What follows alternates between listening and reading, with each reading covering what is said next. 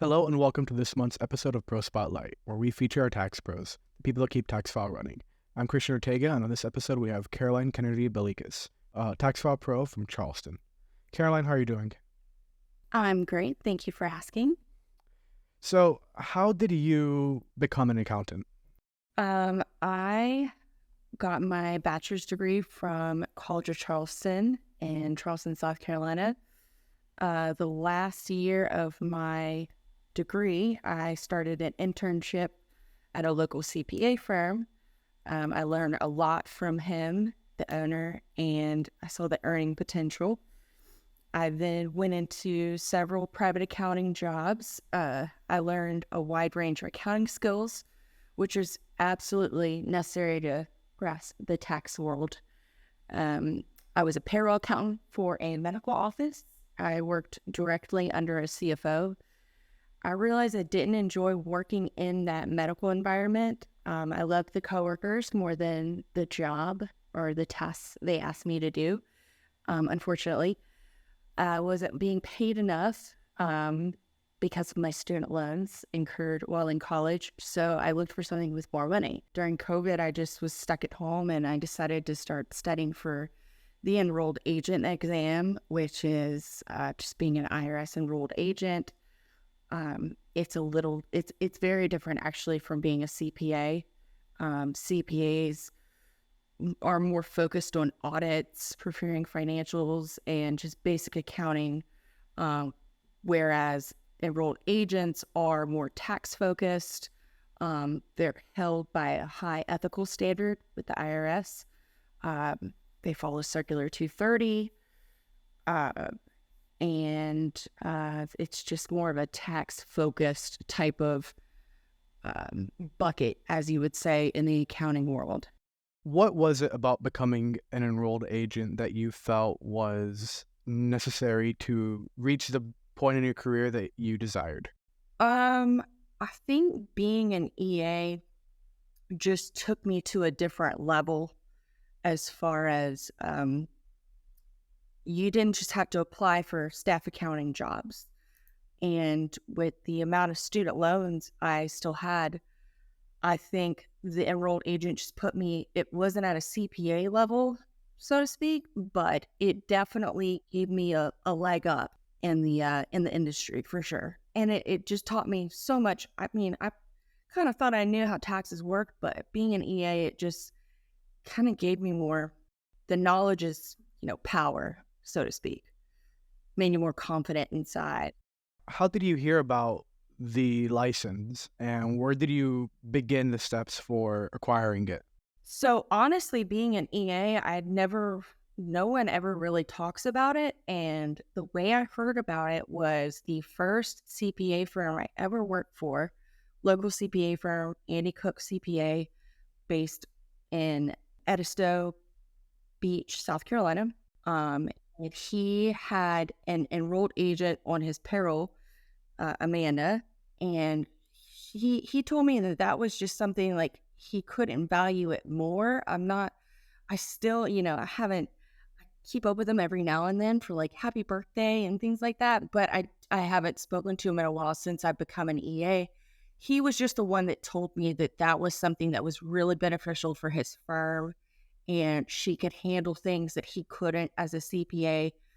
And he tried to talk me into becoming an EA right when I graduated college. However, right when I graduated college, I was totally over studying and doing all of that stuff. I just wanted to go out in the field. So I think COVID, just sitting at home and not having much to do and just being in your thoughts, I remembered Andy telling me that, an EA is a thing to do.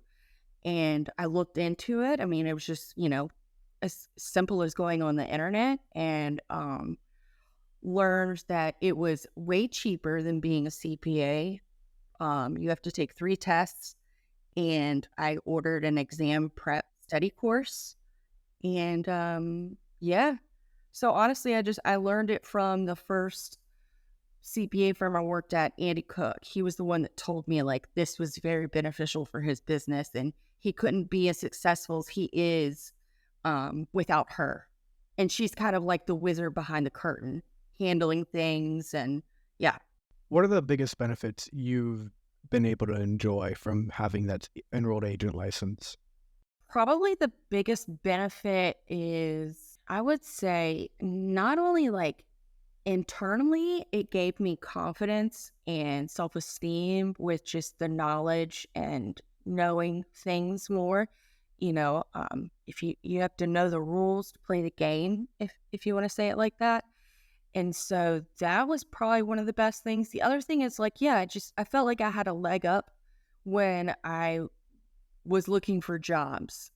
Like I'm not just looking for a staff accountant job. Like I knew I wanted to do taxes. Like the EA route showed me that, bookkeeping and everything, like I was good at it. I'm very organized, but taxes are fun and it's not always the same. It's actually never the same. And yeah, I think it was just the different, I had like a little niche in that accounting world and I knew that I could do that. And I knew it was rare. I think there's less than 55,000 EAs in the world. So, I mean, I know it's rare. How can enrolled agents benefit from Taxfyle's platform? An EA can benefit just from the freedom of being able to take a tax return job. And, personal experience, I worked at a CPA firm as an EA recently. And I feel like I was on salary and I was working a lot because it was like tax season was ramping up, and the time you put into a salary job, it's 50, 60 hours a week.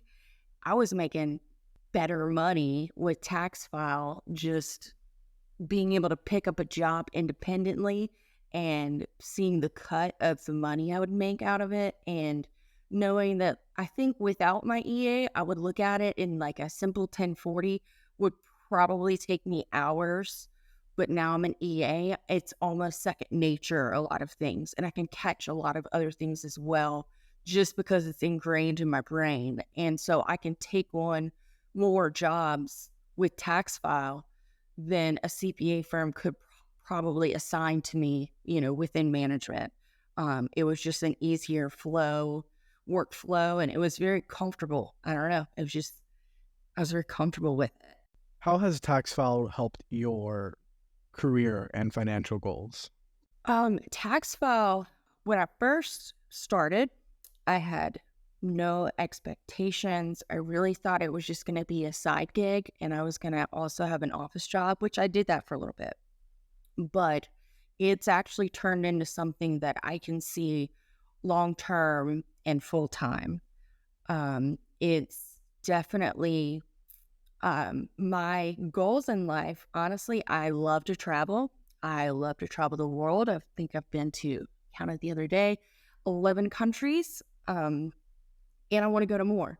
My husband and I have this joke, but also like marriage goal to go visit every Caribbean island there is.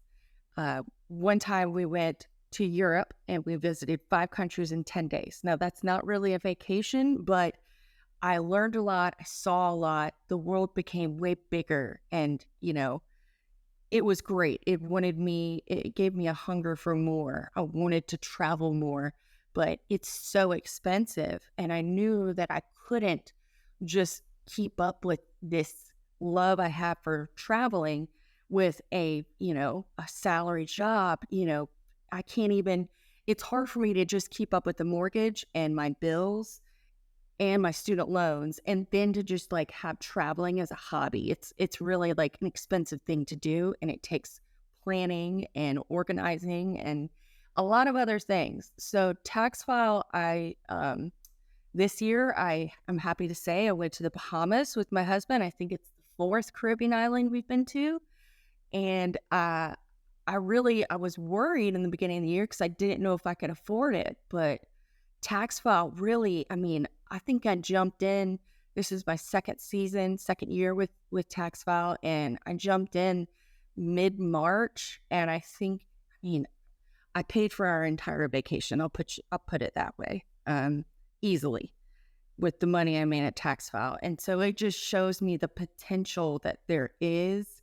And I know how much money I made last year and the amount I made this year in such a short amount of time.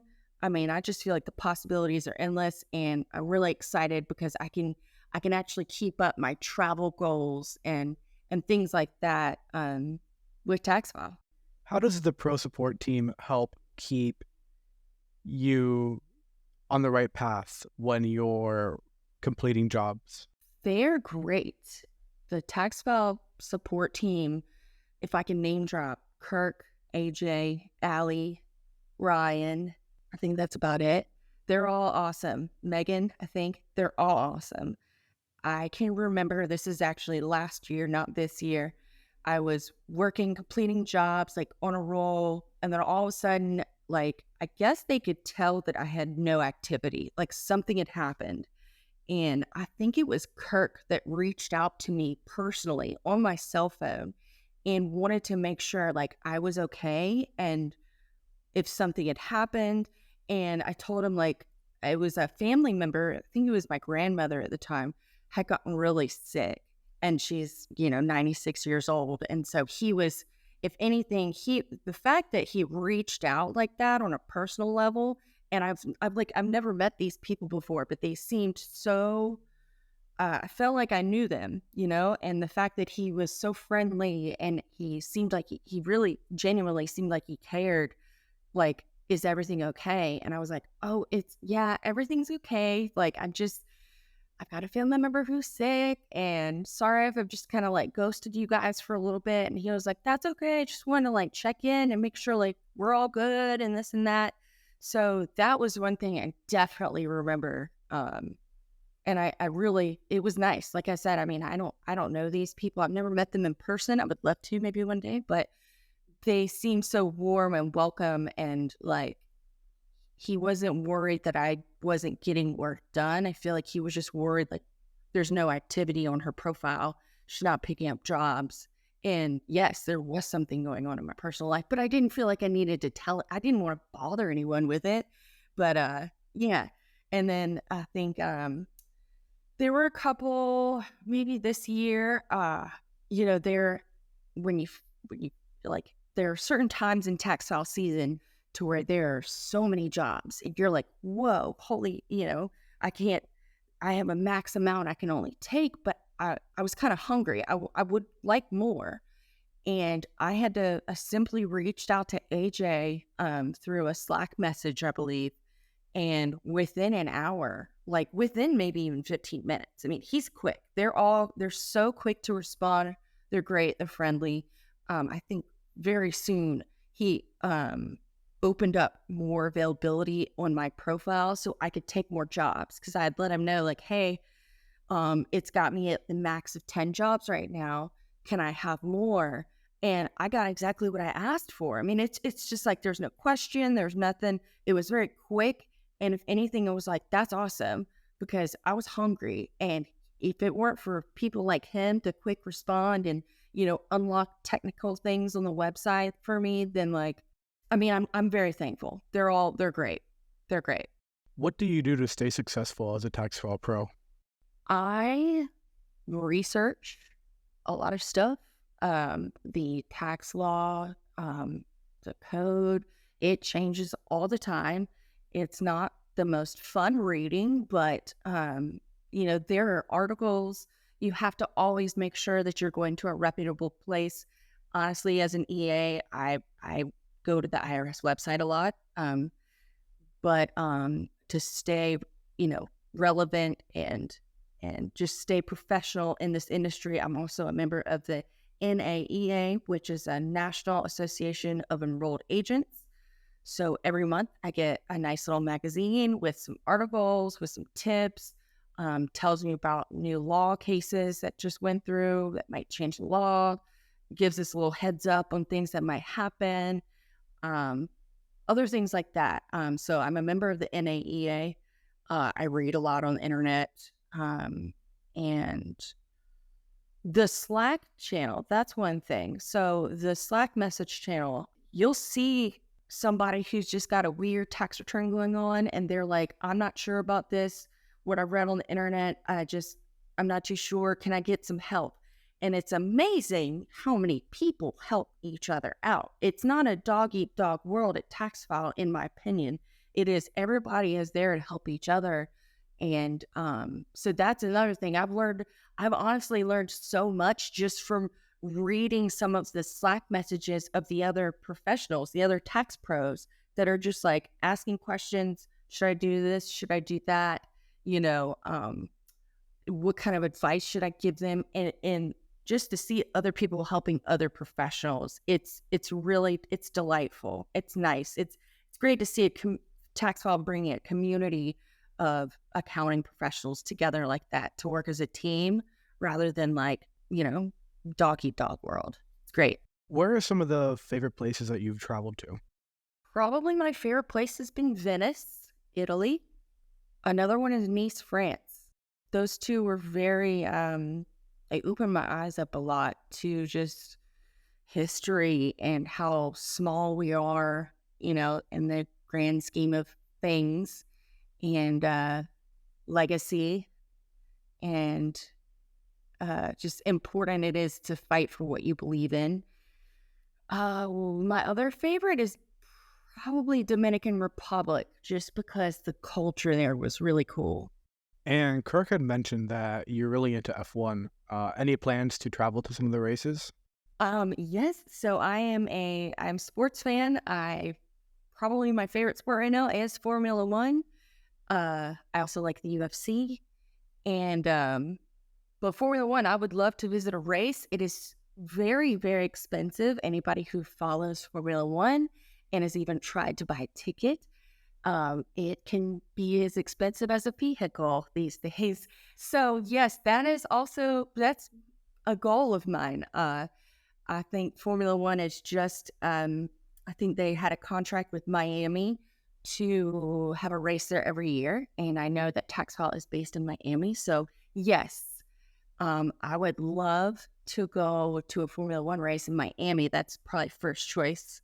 But I got to make some money first, maybe some more money with Taxfyle before I can do that. But yes, I love Formula One. I would love to go see a race sometime. And probably my favorite drivers are Lewis Hamilton, Max Verstappen, Carlos Sainz. Ooh, Carlos Sainz. Okay. How did you get into the sport? How did I get it? Honestly, so when COVID hit, I was a big college football fan, and then they just stopped all the college sports. But I think Formula One just kept going on. And at the same time, Netflix had come out with their Drive to Survive television series. And I just kind of became obsessed with the Netflix series. And then when my husband's he's a electrical engineer, but he's all about cars and things like that. And so it kind of met us in the middle because I love fast cars, and I loved the guys in the Netflix Drive to Survive, and he loves the engineering part and how fast the pit stops can be. And he's a huge Red Bull fan. I mean, he's probably one of the biggest Red Bull fans you could ever meet. So it's fun. I don't know. I love it. Yeah. So why Carlos Sainz and not Charles? Oh, okay. Carlos, because I just love him and him in general, his personality. I love Charles Leclerc too. You can't put me on the spot like that. My husband's name is Charles. I gotta always go with a Charles. I just love Carlos because he's been from team to team to team. And, from Lando Norris to anyone else who's been his teammate, they say that he's awesome. And you just see that he's just a fun-loving, he's there to win, but he's not as serious as Max Verstappen is, I guess. He's got a little bit of fun to him, like Danny Ricciardo, which I wish Danny Ricciardo would be driving, but he's not. Well, thank you so much for having the time, Caroline. I really appreciate it. Yeah, thank you. I appreciate it. That was this month's episode of Pro Spotlight.